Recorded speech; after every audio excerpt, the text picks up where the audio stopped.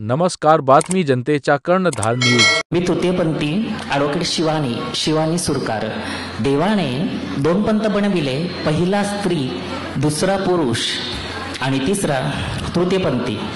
देवाने ॲक्च्युली आम्हाला डिवायडरवर ठेवलेला आहे ना, रस्त्याच्या डाव्या साईडला जाऊ शकत नाही, उजव्या साईडला. थोडासा अन्याय झालेला आहे. आपणास माहिती आहे तृतीयपंथी जिथे राहतात त्यांच्या सामूहिक घराला काय म्हणतात. इथे गौरक्षणमध्ये आपण बघितले असतात तृतीयपंथी, तर त्यांच्या सामूहिक घराला डेरा असं म्हणतात. तर हा डेरा का बरं आहे?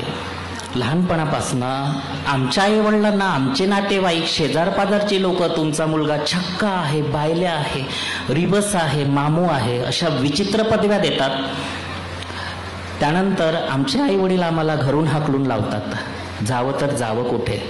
म्हणून या सर्व त्रासाला कंटाळून आम्ही आमची एक वेगळी दुनिया बसवितो आणि जिथे जाऊन बसतो त्याला डेरा असं म्हणतात. मला एक सांगा, तुमचं रक्त लाल, आमचं रक्त लाल, तुमच्यासारखाच भावना देखील आम्हाला सुद्धा असतात. मग हा भेदभाव का? जर प्रत्येकच मायबापाने आपल्या तृतीयपंथी लेकराला ॲक्सेप्ट केलं, तुमच्यासारख्या समाजातल्या लोकांना आम्हाला ॲक्सेप्ट केलं, तर ही डेरा नावाची गोष्ट राहील काय? नाही राहणार. एक छक्का जात असला तर लोकांच्या नजऱ्या वाकड्या होतात, चार लोक बघून त्याला हसतात, टिंगल उडवतात. का बरं?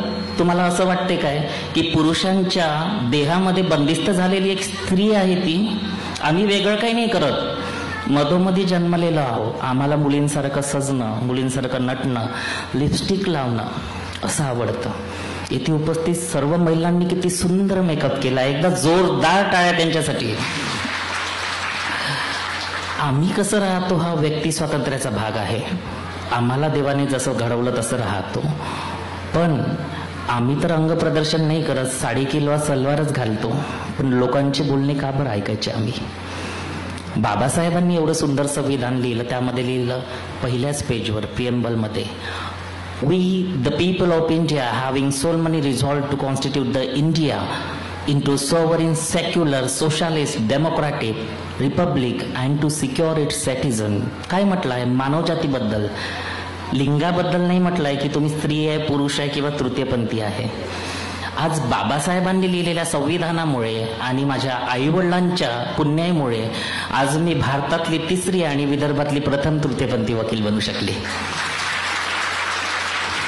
इतकेच नव्हे तर माझ्या आईवडिलांचा खूप साथ होता. माझे पप्पा, जो माझा आयुष्यातला सर्वात मोठा दागिना मला सोडून गेला आहे 2021 मध्ये कोरोनामुळे, त्यांना खूप मिस करते.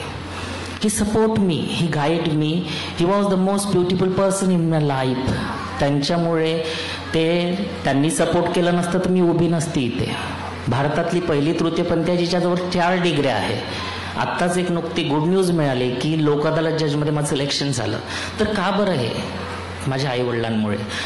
जाताना एवढंच म्हणणार की तुमचं आमचं सेम असतं, प्रेम म्हणजे प्रेम असतं, आम्हालाही भावना आहेत. आम्हाला पण स्त्रियांसारख्या भावना असतात, पुरुषांबद्दल प्रेम असतं, आकर्षण असतं. कोणी आमची मजाक उडवू नये किंवा काही नाही. समाजांतर्फे मी अपेक्षा करते की तुम्ही असंच प्रेम देत राहो. आणि दुसरी गोष्ट की आमच्या लोकांमध्ये पण काही आगाऊ लोक असतात, तुमच्या भाषेमध्ये अकाऊ, की टाळ्या वाजवणं, ॲग्रेसिव्ह होणं, लोकांसमोर झगडे करणं. तर सर्वच सारखे नसतात, आमच्यासारखे सुशिक्षित पण असतात. बस एवढंच बोलू इच्छिते. Thank you so much. जय हिंद, जय भारत.